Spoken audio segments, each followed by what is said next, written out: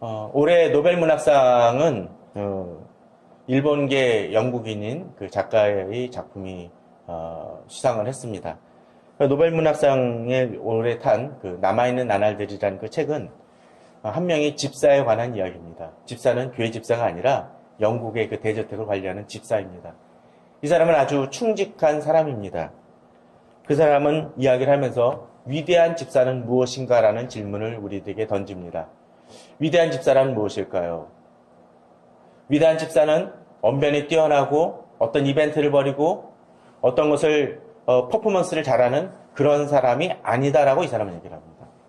지식이 없고 또 부족한다 할지라도 자기가 맡겨진 일을 충직하게 행하고 그 주인을 일을 잘 보필하는 사람을 이야기를 합니다. 그는 그런 가장 위대한 그 집사로서 자기 아버지를 꼽습니다. 자기 아버지도 실제로 그런 모습을 보였다고 합니다. 그도 그런 모습을 행합니다. 실제로 아버지가 연세가 있어서 자기 밑에서 그 집에서 여러 가지 일을 맡았었을 때 아버지가 몸이 노쇠해서 결국은 쓰러지며 쇠약해집니다. 커다란 정상회담을 이제 그곳에서 하게 되었는데, 저택에서 하게 되었는데, 그 아버지가 위독하고 결국은 임종을 맞이하는 상황 속에서도 그 일들을 감당하기 위해서 그 아버지 임종도 지키지 못하는 우직함을 보입니다. 또 그 대저택 속에서 그 일을 관리하는 어느 여자와 좋아하게 되었지만 자기 일에 방해가 될까봐 그것마저도 끊어내는 아주 충직한 모습을 보입니다. 그러나 그는 이제 두 번째 그 달링턴 경이라는 자신의 주인이 떠나고 난 다음에 그 저택을 구입한 한 미국인을 섬기다가 우연히 이제 여행을 가게 됩니다. 한 일주일간의 여행을 가면서 이제 과거를 돌아보는 일들을 이제 기록하는 것이 그 책인데, 거기서 돌아보는 와중 속에서 제일 마지막쯤에 후반부에 그런 이야기가 등장을 합니다. 자신이 존경했던 그 주인이 나치 1차 대전과 2차 대전 사이에서 벌어졌던 일인데, 그 주인이 나치를 신봉함을 통해서 결국은 이용당하고 나중에 비참하게 남의 비난을 받는 그것을 보면서 자신이 충직하게 섬겼던 그 주인에 대한 어떤 실망감과, 아니 실망감이 아니라 자신이 주인이 올바르지 않다라면 자신이 행했던 일마저도 부정당하는 그런 것들 때문에 고민하고 자기 자신을 합리화하며 계속적으로 반문하는 그 모습이 그 책엔 담겨져 있습니다. 아무리 충직됐다 할지라도, 아무리 열심을 다해서 주인을 섬겼다 할지라도 그 주인이 누구냐에 따라서 그 사람의 가치는 달라집니다. 그런 측면에서 오늘 왕으로 나신 이가 어디 계시냐라는 질문은 이 성탄을 일주일 남겨놓은 우리 시점 속에서 중요한 질문이 되어질 수 있다라고 생각이 되어집니다. 아니 어쩌면 어떤 분들은 그렇게 얘기할지 모릅니다. 아니 우리가 성탄을 맞이하는 이유가 뭔데? 예수 그리스도를 찬양하려고 하고 그것을 위해서 칸타타도 준비하고 성탄 헌금도 준비하고 또 주일학교에서는 우리 예수 그리스도를 아기 예수가 탄생한 것을 섬기기 위해서 이야기하기 위해서 우리는 지금 준비하고 있지 않느냐라고 이야기할지 모릅니다. 어떤 목회자들도 바쁘겠죠. 특별히 이런 때쯤은 특별 새벽 기도를 하는 교회도 있을 것이고 성탄 전야와 또 성탄 당일에 설교를 준비하기 위해서 아주 고심하면서 준비하고 있을지도 모릅니다. 다 준비하고 있는데 왕이 누구냐라는 이야기가 의미가 있느냐라는 것이죠. 그러나 그럼에도 우리는 다시 한번 생각해 봐야 될 때라고 생각이 되어집니다. 특별히 마태복음 2장 1절에서 12절은 그러한 모습을 잘 보여줍니다. 본문은 그렇게 시작을 합니다. 헤롯 왕 때 예수께서 유대 베들레헴에서 나심에 동방으로부터 박사들이 예루살렘에 이르러 말하되 유대인의 왕으로 나신 이가 어디 계시냐? 우리가 동방에서 그의 별을 보고 그에게 경배하러 왔노라 하니 헤롯 왕과 온 예루살렘이 듣고 소동한지라 라고 되어 있습니다. 오늘 본문을 보게 되면 크게 두 부류의 사람이 등장을 합니다. 이미 유대에 머물러서 예수 그리스도에 대해서 메시아가 탄생할 것에 대해서 잘 알고 있었던 사람들이 있던 반면에 또 이방 사람들이지만 동방에서 별을 보고 찾아온 사람들입니다. 먼저 이 헤로당과 이 제사장들, 이 사람들을 좀 봤으면 합니다. 이들은 그 누구보다도 메시아에 대해서 알았던 사람입니다. 동방 박사들이 와가지고 물었을 때 그들은 예수 그리스도 메시아가 탄생할 것을 알고 있었습니다. 그럼에도 불구하고 이들은 당황합니다. 본문은 이야기를 하죠. 3절에 헤로당과 온 예루살렘이 듣고 소동한지라 라고 되어 있습니다. 그들은 하나님을 믿었던 사람들입니다. 하나님의 약속을 붙들었던 사람들입니다. 그런데 그럼에도 불구하고 왕이 어디 계시냐라는 그 질문에 또 왕의 별을 보고 그에게 경배하러 왔노라 라고 얘기하는 동방박사들의 반응에 대해서 그들이 뭐를 행하고 있습니까? 소동한지라 라고 되어 있습니다. 왕이 왔다는 것을 알게 된다면 그들의 표현은 뭐가 되었을까요? 환영하였노라, 기뻐하였노라 라고 되어 있어야 됩니다. 그러나 그들에겐 그것이 없습니다. 소동한지라입니다. 전 이 구절을 보면서 지금 이 시대의 모습을 좀 생각을 해봅니다. 진정한 환영과 기쁨이 있는가라는 것입니다. 소동함만 있는 것 같아요. 크리스마스 때마다 캐럴은 쏟아져 나옵니다. 아니, 하나님을 찬양하기 위해서 다양한 방법은 있을 수 있지만 그러나 그것이 단순한 돈벌이와 단순히 자기들이 어떤 방법을 추구하는 모양으로 나타나는 것은 아닌지 생각해 볼 때입니다. 교회도 마찬가지입니다. 얼마 전에 추수감사절 때 아는 분이 그런 얘기를 하더라고요. 주일학교를 맡은 분이 그런 얘기를 합니다. 교회에서 경연대회를 했다고 합니다. 추수감사절 찬양 경연대회를 하는데 안 나가고 싶어서 막 그러더라고요. 왜 그러냐라고 물었더니 그렇게 얘기합니다.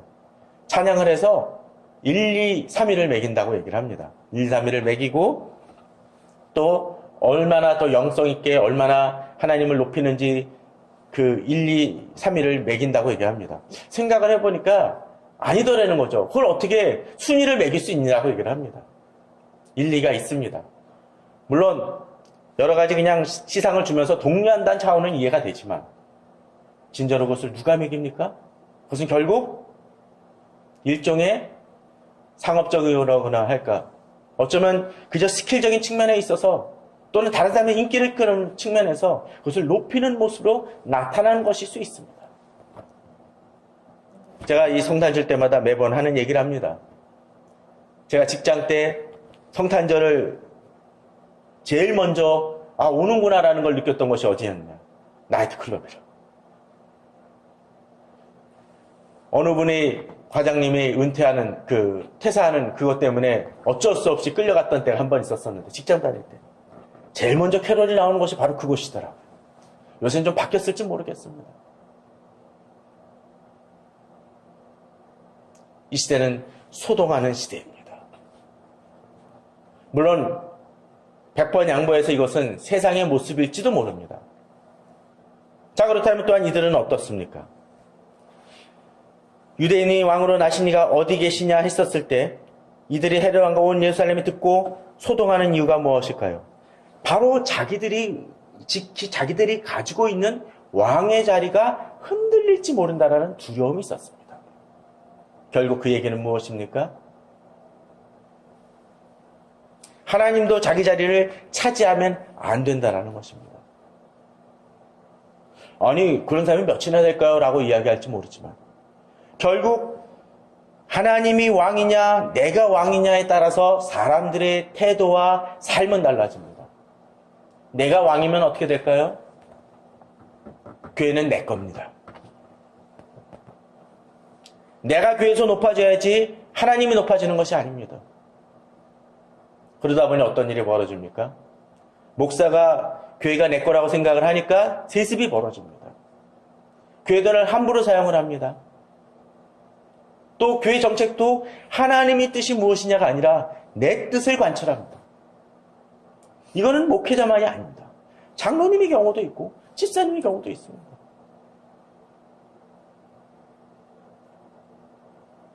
임직투표가 벌어지면 교회 떠나는 분들 몇몇 있다고 합니다. 그분들이 그냥 일반인들이 아니라 장로로 뽑으려고 후보로 올라왔던 사람들이 떠나갑니다.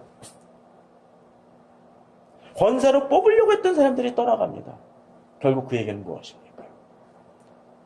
하나님이 아니라 자기를 높이려는 사람들입니다. 헤롯 왕도 그러했습니다. 그런데 그렇다면 이들이 과연 지식이 없는 사람들입니까? 하나님에 대한 지식이 없는 사람들입니까? 본문을 보게 되면 이렇게 얘기합니다. 왕이 모든 백성과 백성의 서기관들을 모아 그리스도가 어디서 나겠느냐 물으니 이는 이르되 유대 베들레헴이오니는 선지자로 이렇게 기록된 바 또 유대 땅 베들레헴 안온 유대 고을 중에서 가장 작지 아니하도다. 내게서 한 다스리는 자가 나와서 내 백성 이스라엘 목자가 되리라 하였습니다. 라고 되어 있습니다. 이들에게 지식이 없습니까? 지식이 있습니다. 가장 탁월한 지식을 가졌던 이들입니다. 비록 헤롯 왕이 정확히 알지는 못했다, 위치까지 알지는 못했다 할지라도 그는 알 수 있는 위치가 있었었고 또 최소한 앞서 얘기 드렸던 것처럼 메시가 온다라는 것을 분명히 알았던 사람입니다. 또 그를 보좌한 대상들과 서기관도 어떠했습니까? 분명히 알았던 사람들입니다. 그러나 그럼에도 불구하고 그들의 모습은 어떻습니까? 아는 것으로 그칩니다. 아는 것으로 멈추고 맙니다. 그렇게 알았음에도 불구하고 그들에게 있어서는 움직임이 없습니다. 그에 반해서 동방박사들은 어떻습니까? 그들은 자신들이 어디로 가야 되는지 정확히 알지 못했습니다. 그러니까 별을 보고 오다가 어디까지 와요? 자기들 생각에 왕이니까 어디? 베들레헴이 아니라 예루살렘으로 오겠다는 생각을 하니까 정확히 길을 알지 못하는 상황에서 어디로 옵니까? 예루살렘으로 온 거예요. 헤롯을 찾아온 거예요. 왕이니까 어디서? 왕궁에서 태어난다고 생각을 한 것이죠. 그에 반해서 대상들과 서기관들, 왕은 분명히 어디서 나야 되는지를 알고 있었습니다.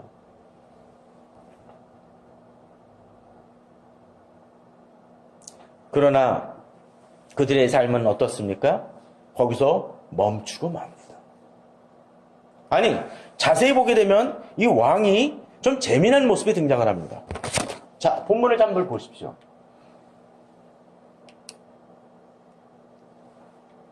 자, 7절, 8절에서 공통되는 단어가 하나 있습니다. 혹시 뭔지 아십니까? 맞습니다. 자세히입니다. 자세히.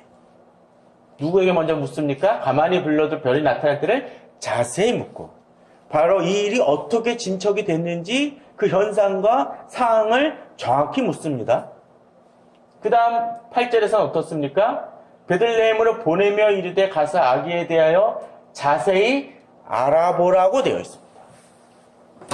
그는 누구보다도 이 일에 대해서 정확히 알기를 원합니다. 왕이 어디서 나는지를 알고자 합니다. 열심히 있습니다. 그런데 그 열심이 어디 있습니까? 메시아에 대한 관심과 열정이 아니라 어떤 거?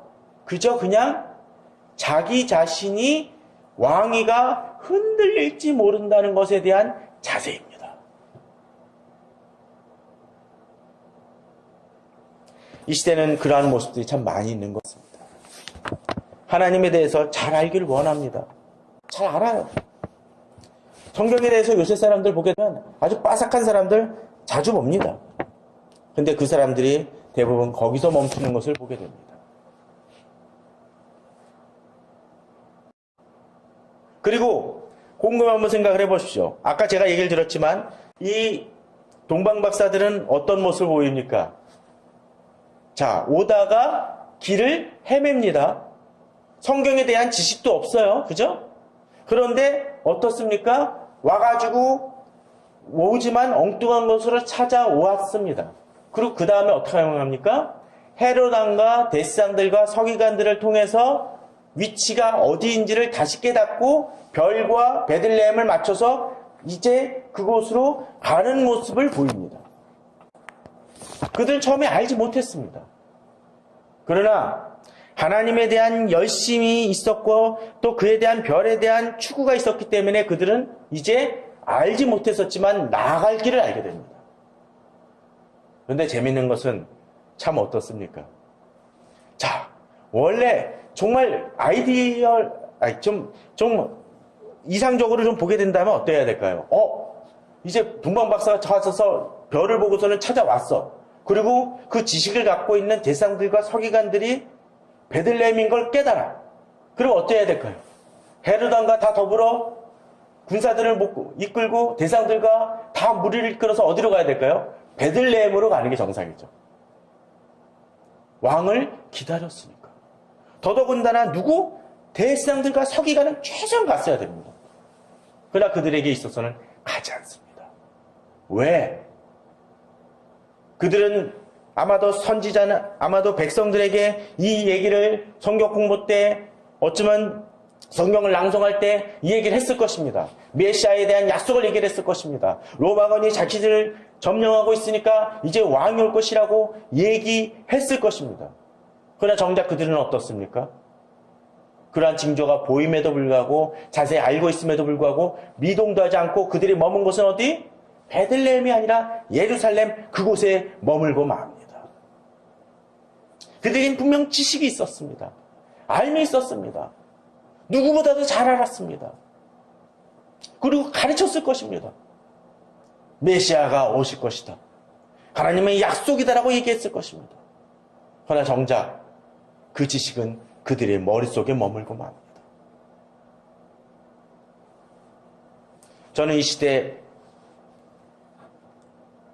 그리스도인들에게 또 그리고 무하는 목회자들에게 지금 이 질문이 있어야 된다고 생각이 들었습니다. 아니 내 자신도 마찬가지입니다. 성경에 대한 지식이 우리들의 삶을 변화시키지 않을 수 있습니다. 많은 책들을 읽고 많은 고민을 얘기하고 많은 연구를 하고 비판을 하는 사람들이 많이 있을 수 있습니다. 교회를 걱정하는 사람들이 있을 수 있습니다. 정탄의 의미를 생각해보라고 이야기하는 사람이 있을지 모릅니다.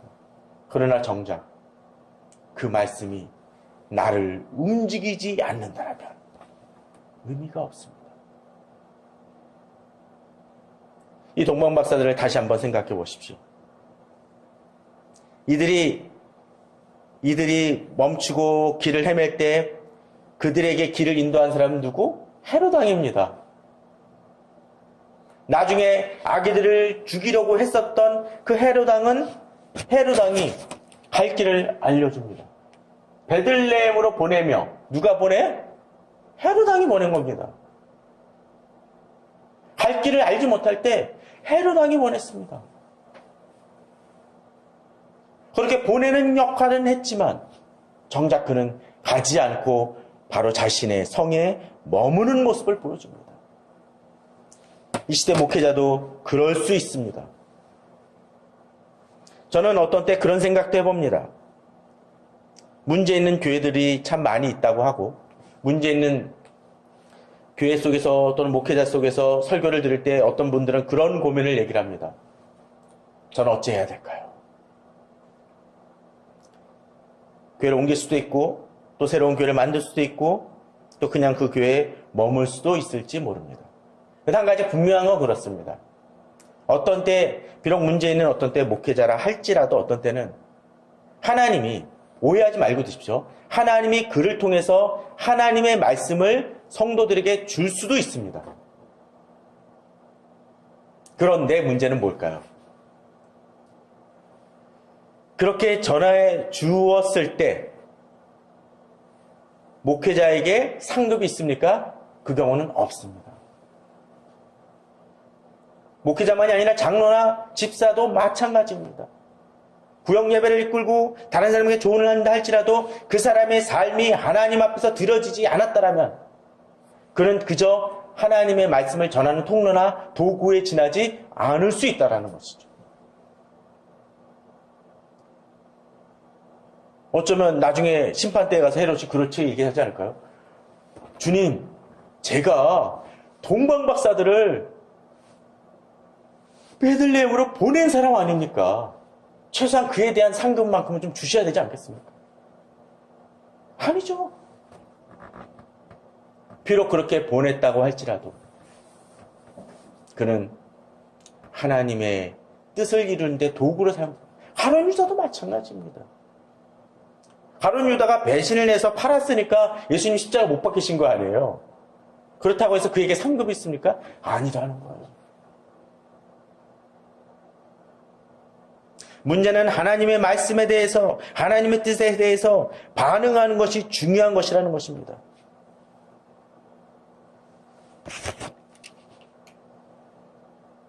우리는 구절에서 그런 것을 보게 됩니다. 박사들이 왕의 말을 듣고 갔어요. 여기서 그렇죠?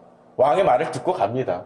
동방에서 보던 그 별이 문득 앞서 인도하여 가다가 악이 있는 곳에 머물러 서 있는지라 그들이 별을 보고 매우 크게 기뻐하더라 하면서 결국 만나게 됩니다. 그들에겐 지식이 없었습니다. 그러나 그럼에도 불구하고 하나님이 헤롯과 대제사장들과 서기관들을 사용하셔서 길을 인도하셨습니다. 그리고 나아갑니다. 그들이 헤롯과 대제사장들과 다른 점이 무엇입니까? 비록 그들이 알지 못했지만 그들이 오히려 헤롯과 대제사장들을 통해서 들은 지식을 가지고 나아가고 별을 보고 나아갔지만 결국 그들은 처음에 알지 못했었지만 그들을 통해서 도움을 받음을 통해서 길을 찾아 결단하고 그것을 실행하며 나아감을 통해서 예수 그리스도를 만난 것은 이들입니다. 그러나 헤롯과 대제사장들과 서기관들은 비록 많은 것을 알고 있고 지식은 풍요했을지 모르지만 정작 거기서 멈춰버림을 통해서 예수 그리스도를 만나지 못했고 심지어 헤롯은 예수 그리스도를 죽이기에 그 동네의 아기들을 죽이는 악한 일을 범하고 맙니다. 어쩌면 이 시대에 우리들에게 필요한 것은 바로 그것입니다. 지식 쌓아가야 됩니다. 성경을 열심히 봐야 됩니다. 그러나 그 성경을 배워나가는 것만이 아니라 그 지식을 정확히 알아가는 것도 너무나 중요하지만 그 말씀을 붙들고 우리들이 변화되어지지 않는다라면 또 주님에 대한 사랑으로 나아가지 않는다라면 진정으로 주님 앞에서 바뀌어질 수 없다라는 것을 우리는 다시 명심해야 할 것입니다. 이 성탄을 맞이하면서도 그렇습니다. 진정으로 이 성탄이 우리 성도님들에게 의미가 있습니까? 또 지금 우리 성도님들의 왕은 누구십니까? 대제사장들과 서기관들이 성경에 대한 지식은 완벽했을지 모르지만 그들은 진정 그들이 믿고 있다라고 말하는 성경과 하나님을 쫓아 베들레헴으로 나아간 것이 아니라 별이 보임에도 불구하고 그들은 예루살렘에 머물고 맙니다.